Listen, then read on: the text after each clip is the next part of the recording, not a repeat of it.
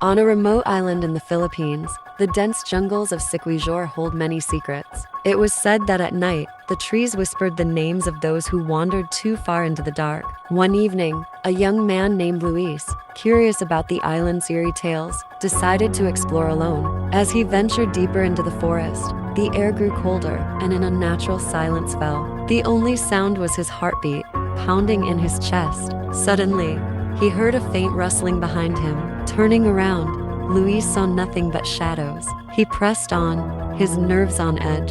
A few moments later, he saw a figure in the distance, an old woman dressed in white, her back turned to him. Thinking she might be lost, he called out. Slowly, she turned, revealing a face that was not human. Her eyes were hollow, her mouth twisted into a sinister grin, and her skin was pale as the moon. Paralyzed with fear, Luis tried to run, but his legs wouldn't move. The woman began to float toward him, her feet hovering above the ground. She reached out with bony fingers, and as they touched his shoulder, a chilling cold spread through his body.